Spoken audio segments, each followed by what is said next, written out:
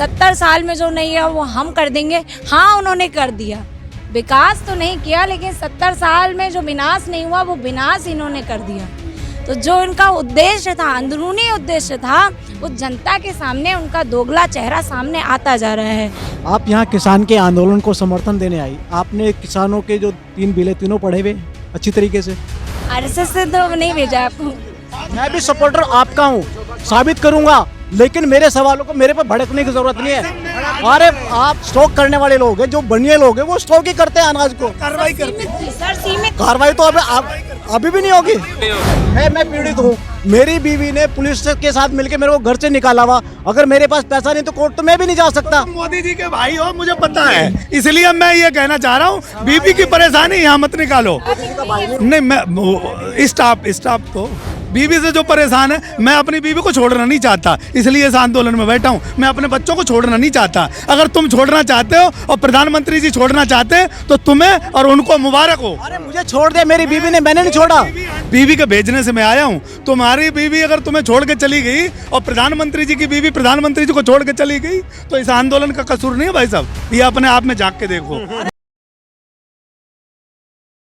नमस्कार, आप देख रहे हैं द लाइव टीवी और मैं आपके साथ जुनैद अंसारी। और आज हमारे साथ हैं नेहा यादव, इलाहाबाद से आई हैं किसान आंदोलन का समर्थन करने। और इनको ये भी कहा जाता है कि ये पहली महिला भी हैं, या कहें कि ये वह ऐसी बहादुर महिला हैं, कहा जाता है कि जिन्होंने गृह मंत्री अमित शाह को काले झंडे भी दिखाए थे। तो इनसे बातचीत करते हैं कि क्या ज़रूरत पड़ी आपको किसान आंदोलन में आने की। देखिए, लगभग 87 दिनों से किसान यहाँ आंदोलित हैं और उनका कोई भी ऐसा मांग नहीं है जो माना ना जाए। और प्रधानमंत्री जी इतना अड़ियल रवैया उनके साथ अपना रहे हैं। किसानों की मांग बहुत ही वाजिब है। किसी किसान ने ये नहीं कहा कि आप कृषि कानून वापस ले लीजिए। कृषि कानूनों में सुधार कीजिए, एमएसपी को लागू कीजिए और उनको मंडियों पे विश्वास दिलाइए कि वो नहीं जा रहे हैं। लेकिन भारतीय जनता पार्टी की सरकार पूरी तरह से किसानों को अपना विश्वास ना देते हुए पूंजीपतियों को विश्वास दिला रही है।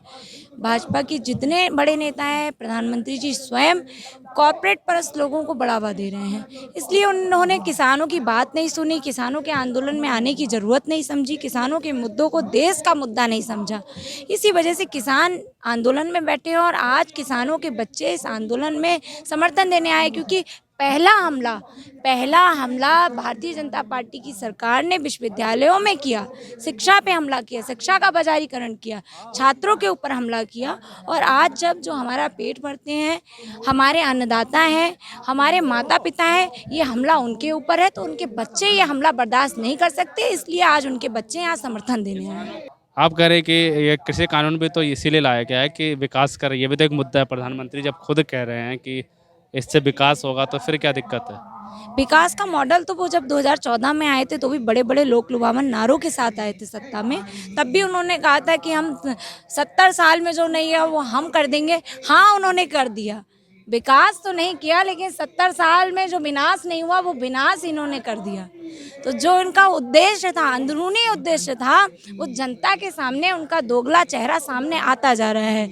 आप ही बताइए, देश की जीडीपी किस हालत में है, और अडानी और अंबानी की जीडीपी 7 साल में देख लीजिए किस स्तर पे पहुंच गए।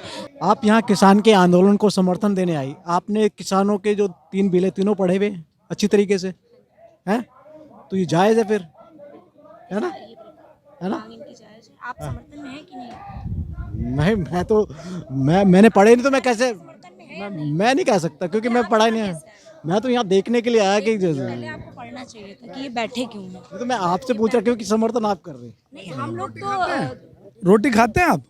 रोटी खाते हैं? बिल्कुल खाते हैं। ये जो अनलिमिटेड भंडारण का कॉन्सेप्ट है, इसे समझते हैं आप? पता है, जो मंडियों का कॉन्सेप्ट लाई है सरकार, वो पहले से ही तमाम जितनी भी कॉर्पोरेट घराने थे उनको पहले ही ये सूचना थी कि मंडियां बनेंगी, तो उन्होंने पहले ही ज़मीनें खरीद के मंडियां बना डाली हैं और उनमें वो भंडारण करेंगे। और जब वो सब्जियां या अनाज जब यहाँ से नहीं बचेगा तो किसानों का भंडारण किया हुआ जो अनाज होगा वो महंगे दामों में आप ही को बेचेंगे। नहीं तो वो किसान को उसकी कीमत नहीं देंगे क्या? नहीं देंगे। ऐसे? आपसे सस्ते में खरीदा किसी ने आज, आप हम बहुत साधारण शब्दों में समझा रही हूँ। आज आपसे मैंने 2 रुपए किलो कोई चीज़ खरीदी है, मैंने वो अब उस सीज़न उसका ख़त्म हो गया उस चीज़ का, वो मैंने अपने यहाँ भंडारण कर रखा है। अब जब भंडारण मेरे पास है, मेरे पास तो असीमित मात्रा उस चीज़ की है। जब आप मार्केट में वो चीज़ नहीं होगी तो मैं उसे अपने मनचाहे दामों पे बेच सकती हूँ ना। ये तो सदियों से चला आ रहा है ना भंडारण। आज की समस्या नहीं है। रोटी कपड़ा और मकान एक फिल्म आई थी, तब से महंगाई का सिस्टम है, तब से लोग वो स्टोर करते हैं उसको। ये तो ये तो पूंजीपतियों का जो सिस्टम है शुरू से है, कोई आज से नहीं है ये है? मैं तो परेशान हूँ। लिमिट है ना, भंडारण की लिमिट थी ना। लिमिट थी। कितने लिमिट है भंडारण की?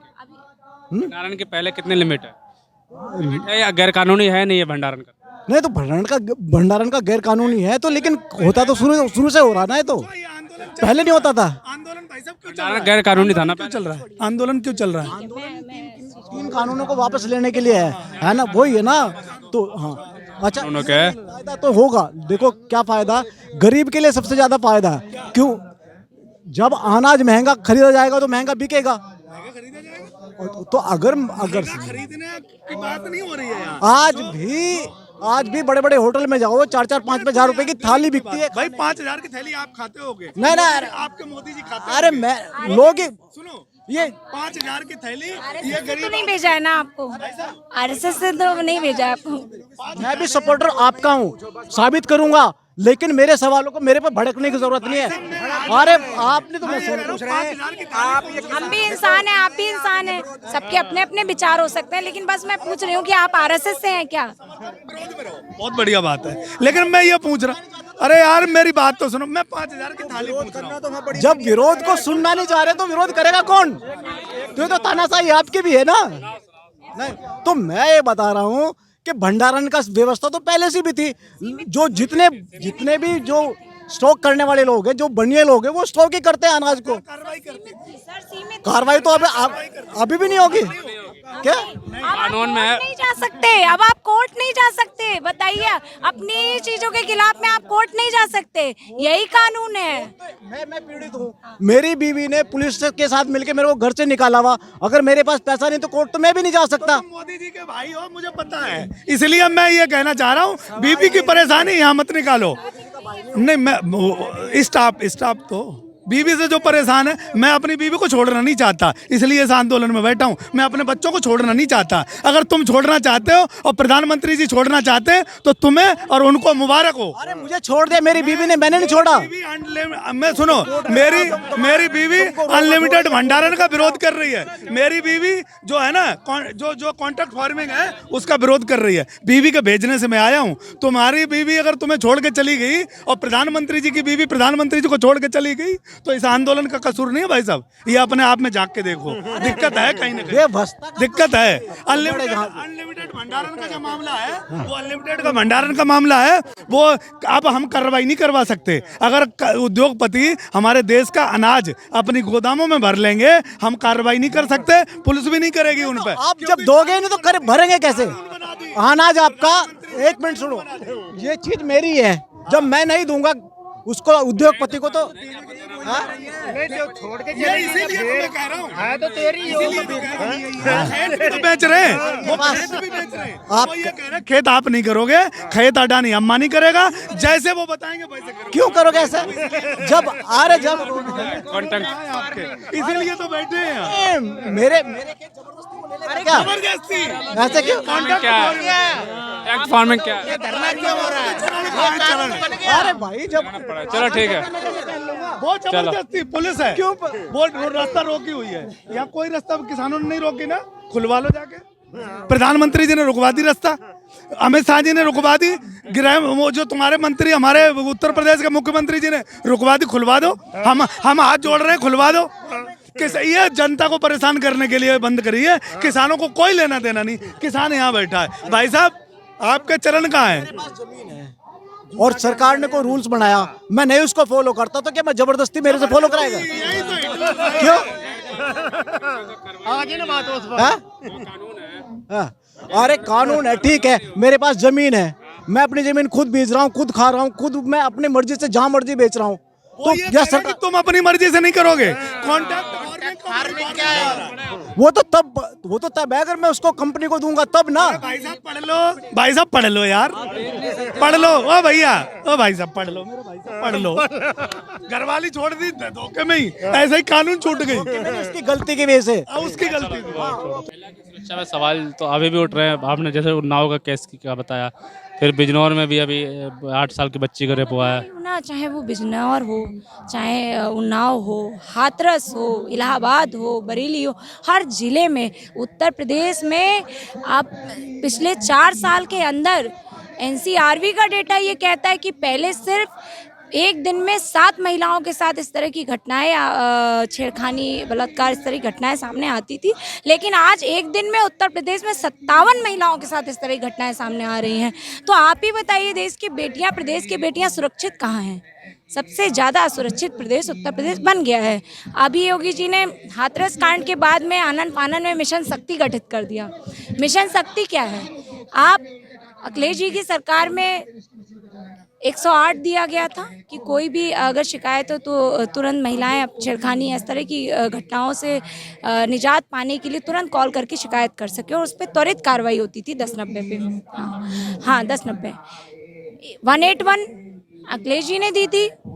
सीओ लेवल के अधिकारी बैठ करके जाते थे अगर कोई घटना घटित हो जाती किसी महिला के साथ में। आज उसको भी बंद कर दिया। और 351, मेरी बात सुन लीजिए, 351 महिलाओं को नौकरी से निकाल दिया।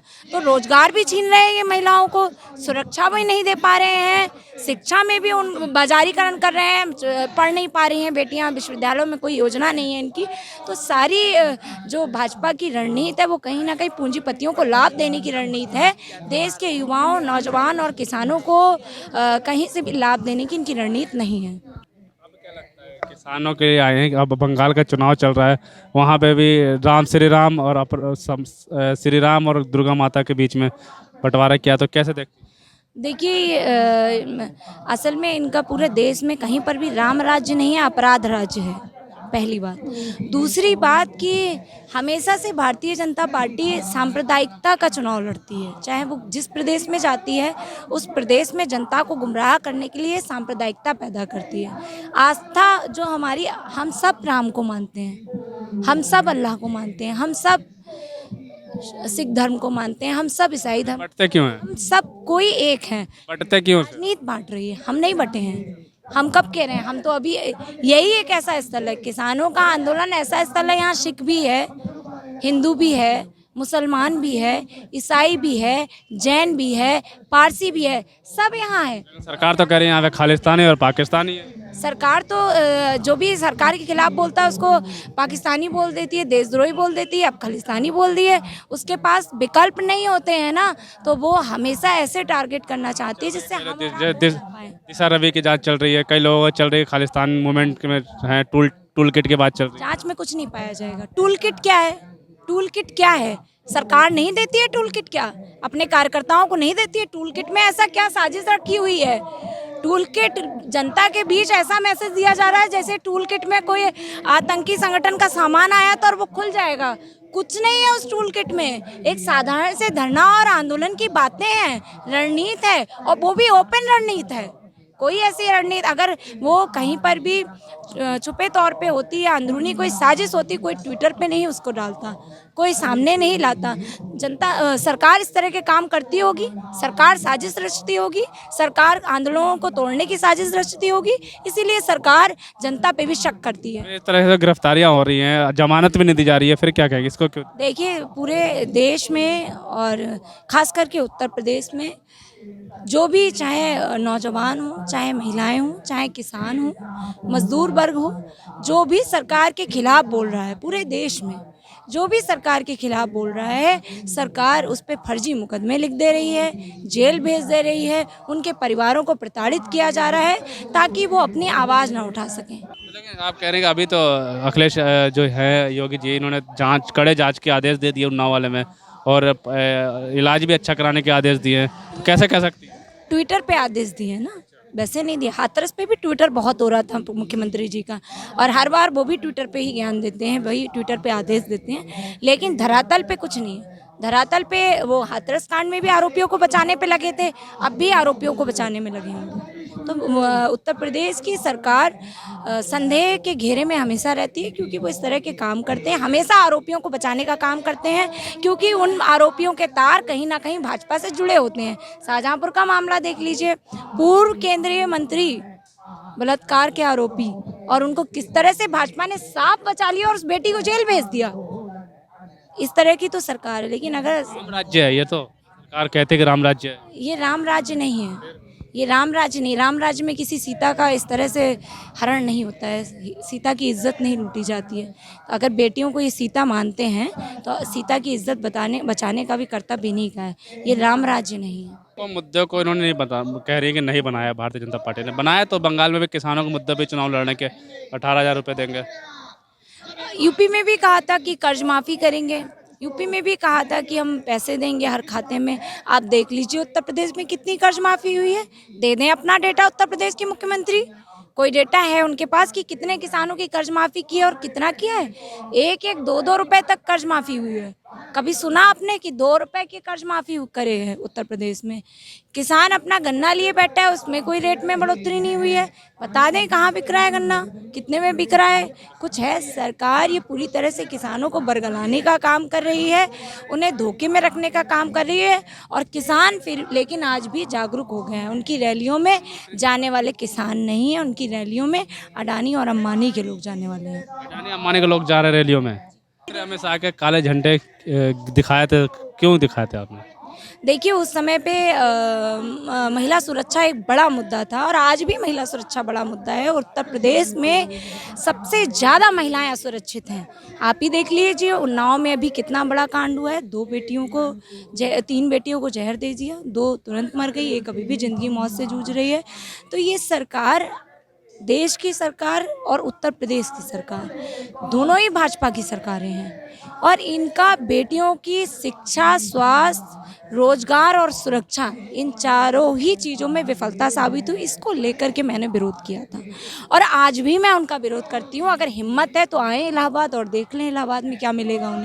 उन्हें वापस ही जाना पड़ेगा इलाहाबाद से। आपने देखा कि यहाँ बहस चल रही थी, साफ तौर पे इनका कहना था कि कानून ठीक है और ये कह रहे हैं कि कानून गलत है, क्योंकि इसी को लेकर आपस में जो बहस हो गई। और ये पता नहीं कौन लोग हैं जो आ चुके हैं, आज जो कानूनों को अभी भी समर्थन कर रहे हैं, और किसान आंदोलन में आके किसानों से कह रहे हैं कि कानून सही है। आप मान लीजिए, वहीं हमने बात करी थी नेहा यादव से। नेहा यादव का साफ तौर पे ये कहना है कि अगर दोबारा ज़रूरत पड़ी तो फिर से मैं जो है काले झंडे जो है अमित शाह जी को दिखाऊंगी।